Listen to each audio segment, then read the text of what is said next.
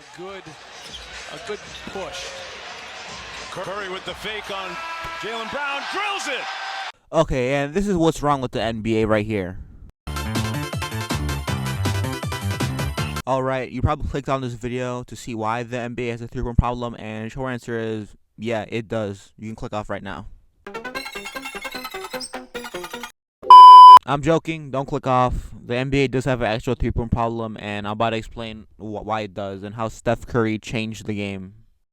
And before I continue, remember to subscribe, click the button, because these videos take some time to make, and sometimes I feel like I'm talking to myself, so yeah. Alright, and the NBA three-point line was introduced 1979, 1980, and teams only attempted 2.8 threes, which is actually super low compared to now, how teams can average, into the mid 40s and threes attempted per game. And throughout that decade, teams really didn't shoot that many threes. You can see on this graph, most threes, people didn't even shoot over 100 threes individually. And during that decade, there were a few iconic shooters I'll put on the screen. But besides that, the NBA wasn't just based around three-point shot. You actually had to have skill and finish at the rim and do stuff like that.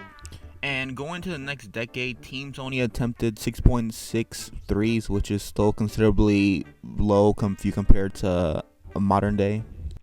And following that decade, teams started attempting more three-point shots later on. Went from 6.6 to 7, then to 15, and then it dropped to 12 attempts at the end of the decade. And Jason Williams had the most attempted threes during that decade with 6.5 per game. And people attempted threes, but it still stayed the same like when it first started. It wasn't the main priority to get threes up. And on the screen, I'll put up some shooters during that decade. It improved a lot from the previous one. Okay, so now we go into the 2000s. Teams attempted around 13 to 20 threes per game, which you can start to see a pattern of how it's gradually doubling every decade or so.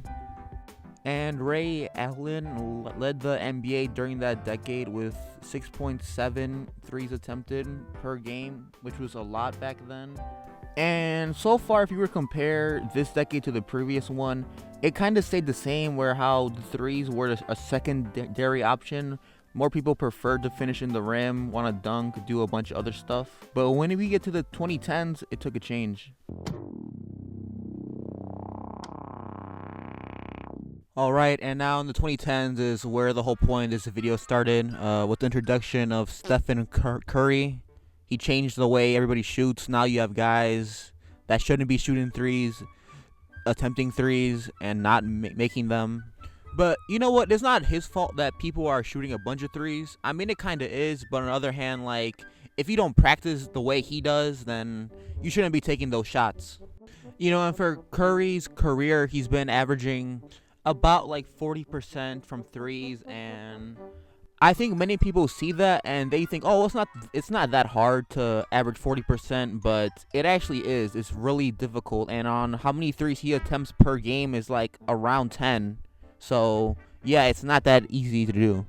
And so people see Curry's success with threes and overall his game, and they want to copy that, but ultimately they can't. You just have teams shooting 40 to 50 threes a game off of a terrible percent. And it's not making the game fun to watch, because if you go in person and see them, a majority of these guys are just chucking up threes as soon as tip-off happens, and guys are just sitting corner, and no one's really attempting to make a play. They're just a fast break three instead of a fast break dunk, a fast break layup, and instead they go for a three. Tell by this graph, a bunch of people started attempting a bunch of threes individually from under 100 threes, so when the three-point line was first started, to now guys reaching over 400, which is crazy. And that statistic is a big part of why NBA teams are averaging about 40 attempts threes per game, because you just have guys just won't stop chucking up threes, which is ultimately leading to a scoring problem in the NBA. If you made it this far, check out this video.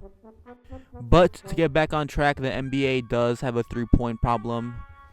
It went from teams attempting 3 threes per game to now you have teams averaging 43s per game and not making them on a good percentage.